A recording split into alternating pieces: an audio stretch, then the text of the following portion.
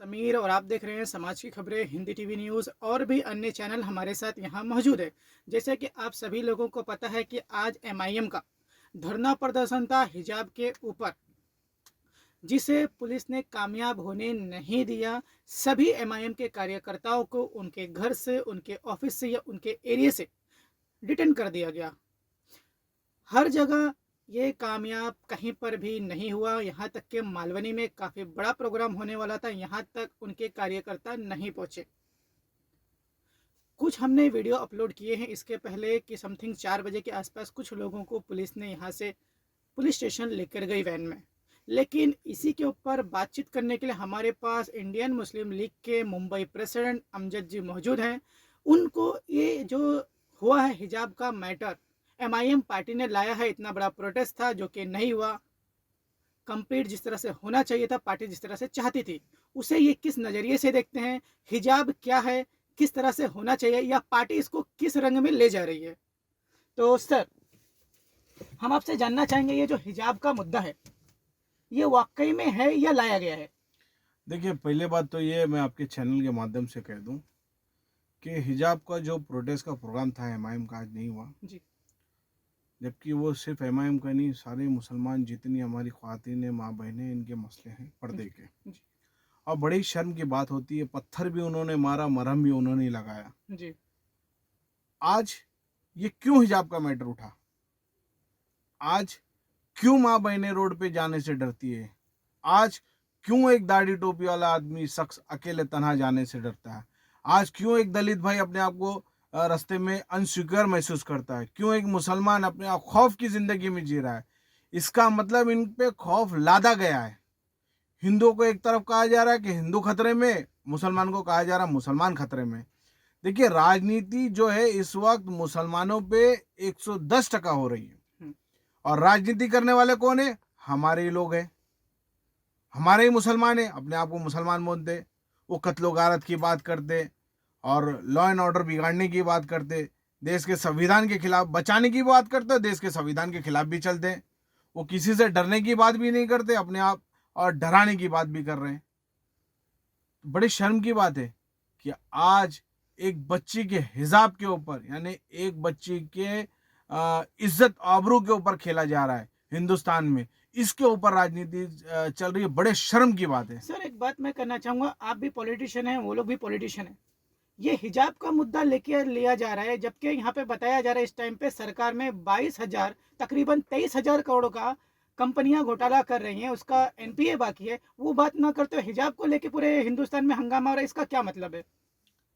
देखिए, हिंदुस्तान में इस टाइम पे ना दो ही लोग चल रहे हैं, दो ही पॉलिटिशियन चल रहे हैं, बड़े जैसे कि जोर और शोर से।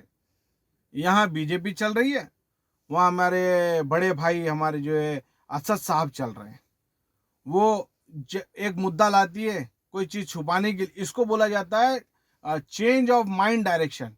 यानी जो सच्चाई है उसको छुपाओ और एक एक किसी पे इल्जाम लगा के, यानी एक आवाम को उस पर भड़का दो ताकि वो राजनीति चलते रहे, जो सच्चाई उसको छुपा दो। यही और क्या है।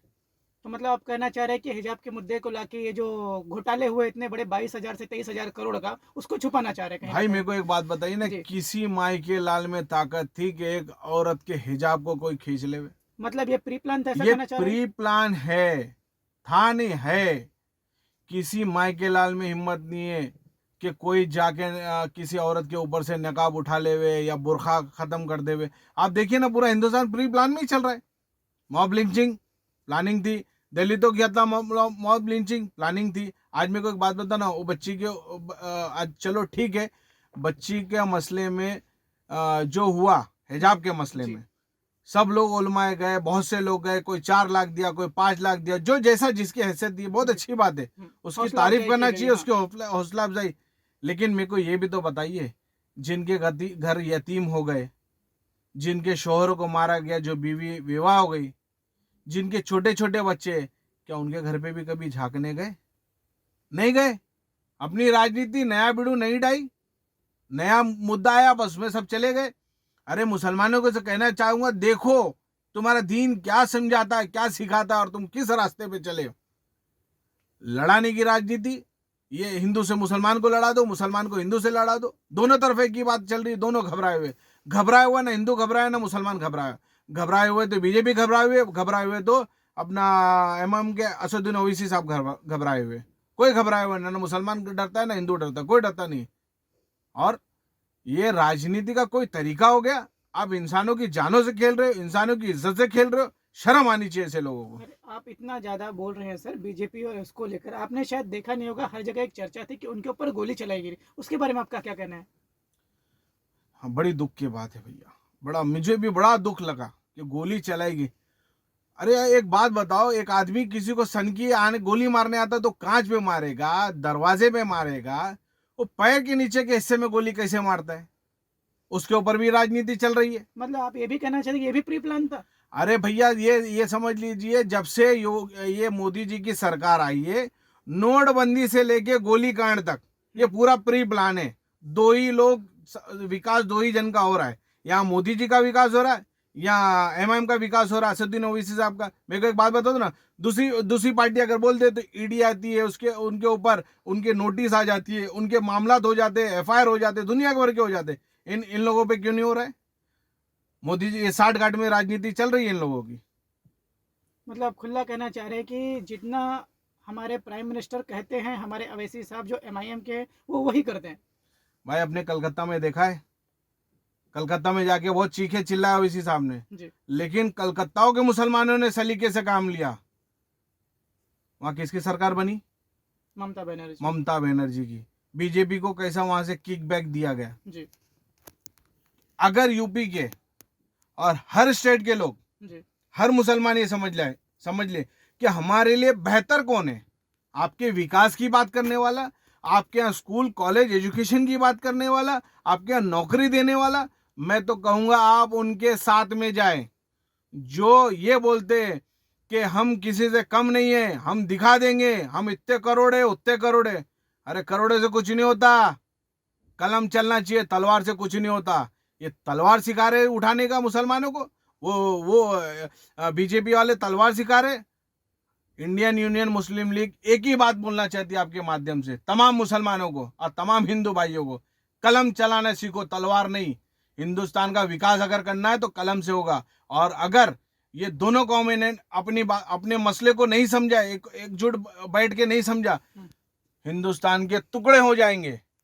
और इसमें हिंदुस्तान के टुकड़े में ये दोनों पार्टियों का नाम रहेगा, ये इतिहास लिखा जाएगा।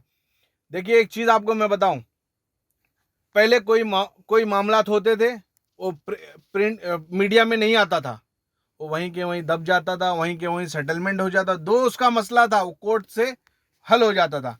आज मेरे को एक बात बताओ, एक छोटे छोटे से मामले को बड़ा बड़ा इशू बनाया जा रहा है, हर छोटे छोटे मामले को, ताकि उस पर दंगे भड़के। हिंदू और मुसलमान का जब दंगा होगा तो फायदा किसको हो रहा है? दोनों लोगों को हो रहा है। यहाँ बीजेपी को हो रहा है, यहाँ अवैसी साहब को हो रहा है। बाकी क्या मुसलमान को फायदा हुआ? क्या हिंदू को फायदा हुआ? क्या दंगे करने से आज हिंदू अगर भगवादारी जितने हैं बीजेपी के, इन्होंने हॉस्पिटल की बात की, हॉस्पिटल बनाया।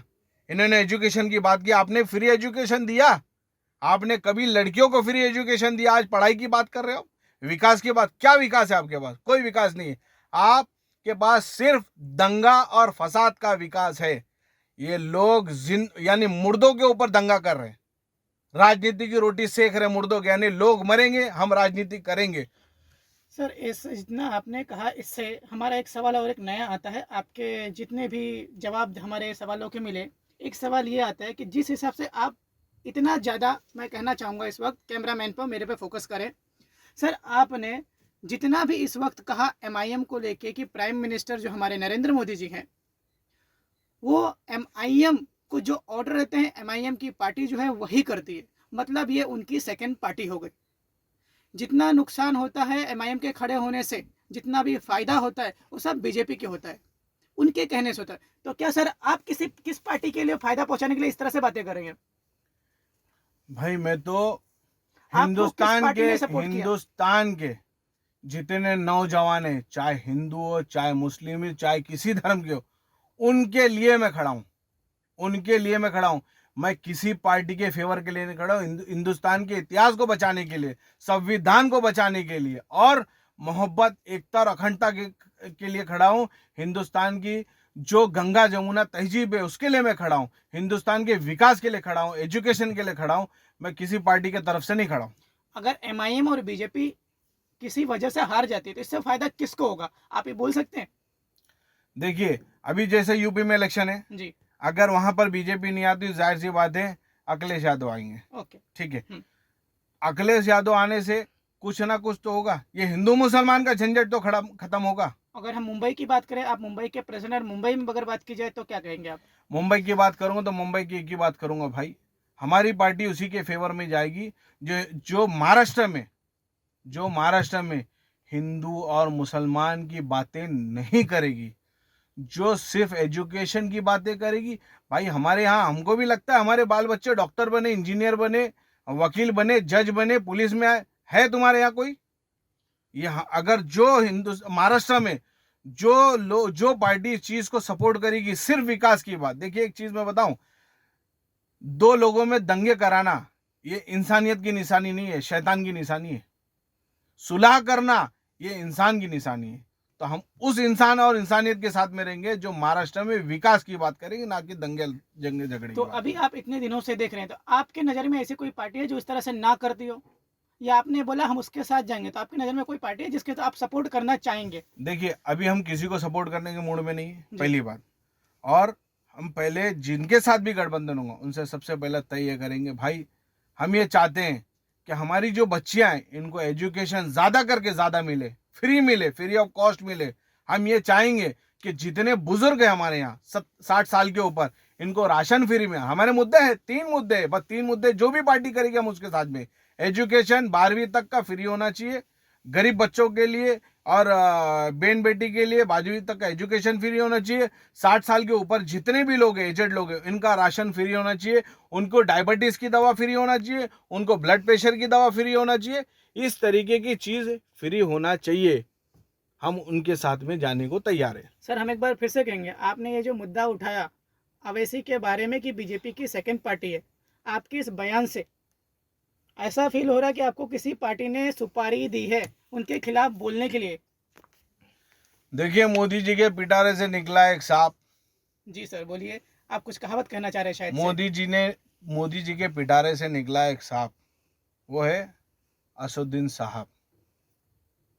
आज मेरे को बड़ा दर्द, दुख, तकलीफ से बोलना पड़ रहा है। हमारे बड़े भाई है, लेकिन वो गलत ट्रैक पकड़ के चल रहे हैं, इस तरीके से राजनीति कर रहे। और रही बात सुपारी की, तो हमको कौन सुपारी देगा? इंडियन यूनियन मुस्लिम लीग आज़ादी के टाइम से थी, हमको सुपारी देने वाली कोई पार्टी नहीं है।